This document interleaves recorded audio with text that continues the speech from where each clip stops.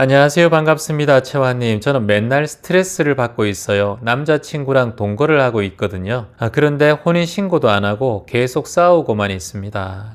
제가 정말 어떻게 해야 할지 모르겠어요. 돈이 있으면 결혼식을 올리고 아이 갖고 이렇게 살고 싶은데 남자친구가 밉고 정말 나를 힘들게 합니다. 어떻게 하면 좋을까요? 이렇게 적어 주셨습니다. 일단 내가 그 사람을 선택을 했던 그런 순간을 한번 떠올려 보면 어떨까 싶습니다. 처음에는 남자친구와 같이 살 정도로 사랑을 했겠죠. 보통 동거를 하는 이유는 그 사람의 얼굴을 계속 보고 싶고 그 사람과 오랜 시간 함께 하고 싶기 때문에 동거를 하게 되잖아요. 그래서 동거를 하다가 더 깊어지면 이제 결혼을 하게 되는데, 동거까지 하는 이런 상황에 헤어지려고 하는 마음이 있다면 빠르게 헤어지면 좋겠지만, 같이 살고 있고 그렇다면 미워하는 마음을 좀 줄이는 게 좋습니다. 한 사람을 너무 오랫동안 미워하면 그 미운 사람을 닮아간다라는 거예요. 여러분께서 누군가를 미워하는 사람이 있다고 한다면 그 사람에 대한 미워하는 마음을 적당히 마무리하고 끊어내는 게 좋습니다. 왜냐하면 그 미워하는 마음이 계속 이어지면 이어질수록 그 미워하는 사람을 닮아가게 됩니다. 그 미워하는 사람의 성격을 담고 그 미워하는 사람의 말투와 눈빛, 마음가짐도 담게 돼요.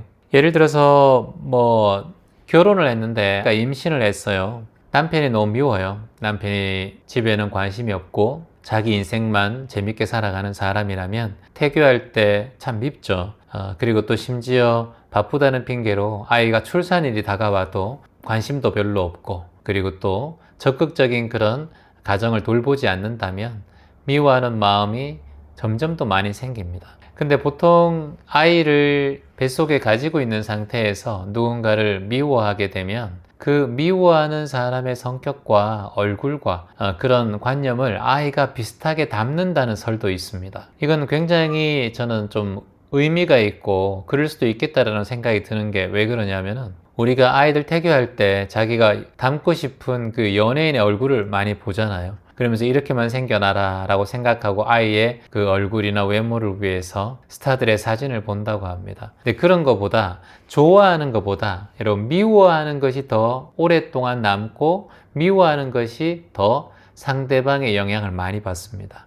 저도 어릴 적에 저에게 잘해주시고 칭찬을 해주신 선생님보다 저를 많이 미워했고, 그리고 저를 때렸던 이렇게 선생님이 더 오랫동안 기억에 남더라고요. 군대에서도 저에게 잘해준 선임병도 생각이 나지만 저를 못 살게 굴고 저를 갈궜던 그런 선임병이 더 오랫동안 기억이 나는 것 같아요. 우리의 뇌과학에서도 본다면 즐거운 기억보다 내 마음속에 좋지 않은 기억이 더 오랫동안 남는다는 그런 과학적인 결론도 있다고 합니다. 그래서 한 사람을 너무 오랫동안 미워하고 미워하는 마음이 오랫동안 가면 그 미워하는 사람의 성향들을 전체적으로 담게 된다는 걸 잊지 않으셔야겠습니다. 누군가가 자꾸 미울 때는 미워하는 사람을 생각하려고 하지 말고, 미워하는 마음을 내려고 생각하지 말고, 오히려 지금 내 마음을 정화할 때다 라고 마음 내셔야 돼요. 누군가를 미워하는 마음이 올라오잖아요. 그때는 내가 내 마음을 정화할 때가 됐구나. 자, 예를 들어서 정수기도 정기적으로 필터를 갈아야 하잖아요. 근데 필터를 갈지 않으면 어떻게 됩니까, 여러분? 정수기에 물이 오염될 수가 있죠. 그래서 정기적으로 코디네이터가 와서 정수기 필터를 가는 그런 서비스를 해줍니다. 근데 그걸 갈지 않으면 물에 냄새가 날 수 있고 오히려 필터가 더러우면 오염이 될 수 있습니다. 이걸만 봐서도 알 수 있겠죠. 내 마음에서 누군가를 미워하는 마음이 올라올 때는 내 필터가 오염되었다라고 생각하셔야 돼요. 보통 수행하는 사람이나 제대로 마음 공부를 하는 사람이고 깨끗이 마음이 정화된 사람은 누군가를 미워하는 마음을 가지지 않습니다. 오히려 배려하고 자리이타의 마음을 내고, 그리고 또 보리심의 마음, 조건 없는 사랑의 마음을 내죠. 미워하는 마음을 내는 그런 종교에 귀의하는 사람은 대부분 없습니다.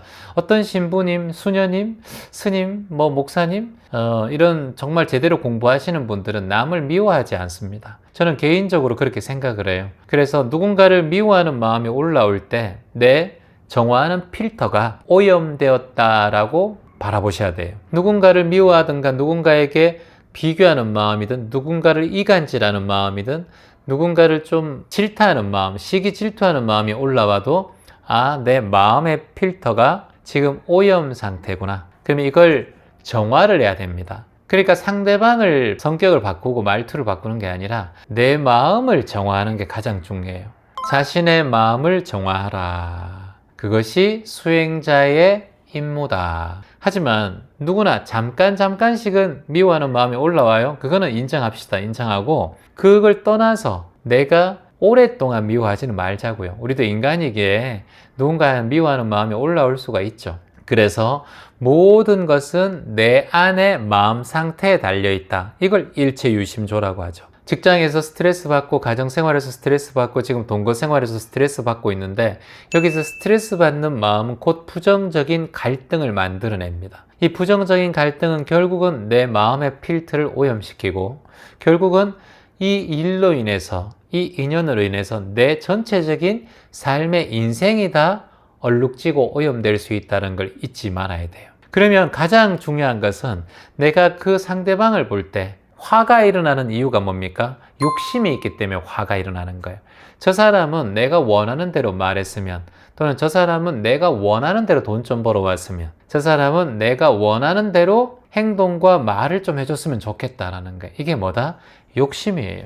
그러면 상대방도 나에게 요구하는 게 없을까요? 똑같이 있습니다. 그래서 상대방에게 뭔가 요구하는 마음이 많이 올라오면 올라올수록 나는 화가 많이 일어나요. 왜냐? 상대방은 내가 원하는 대로 하지 않을 확률이 훨씬 더 높기 때문이에요. 화를 화로서 이길 수 없다.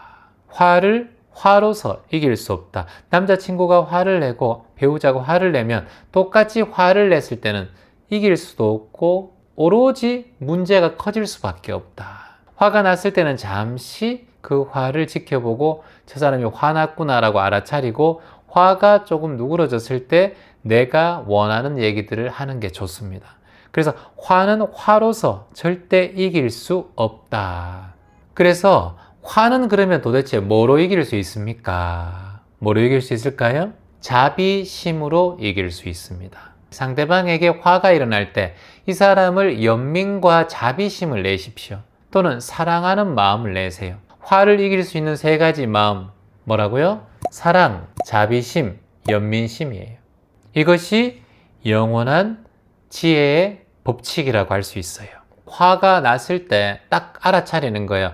내가 화를 내봤자 이 화를 내는 것은 지금 이 상황을 더 악화시키는 거지 절대 이 화로 그 화를 이길 수 없다라는 것을 우리가 기억해야 된다. 이것은 영원한 진리라고 할 수 있습니다. 쉽지는 않겠죠. 이게 우리가 화가 일어나는데 어떻게 안 되겠습니까? 자, 그러면 우리는 보통 수행자는 이렇게 얘기하는 거예요. 채화님 어떻게 화가 안 나요? 상대방이 나를 무시하는데 화를 안 내는 게 제일 좋지만 차선은 뭐다? 만일 내가 화를 냈다 하더라도 가장 빠르게 사랑과 자비심과 연민심을 내는 게 중요합니다. 그러니까 내가 그 마음에 함몰되어 있으면 내 감정의 속에서 내가 빠져 있는 것이기 때문에 더욱더 그 화가 더 커질 수가 있습니다. 그래서 화나 분노는 인생의 장애물이에요.